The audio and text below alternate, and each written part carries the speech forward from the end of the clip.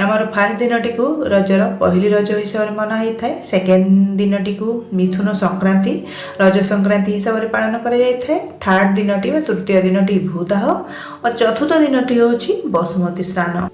तो पुरातन काल जो दिन आमर चतुर्थ दिन जोड़ा हूँ फाइनाल रज शेष रज से दिन आमर बसुमती को स्नान कर जहाँकि शील और शिलपुता को शिलपुता को पूजा करा जाय थाए। बसुमती करैकी बहुत सुंदर भाव में सजाई दि जाए थाए नुआ वधू परी और ताकर पूजा करा जाय थाए बसुमती माँ भाविकी।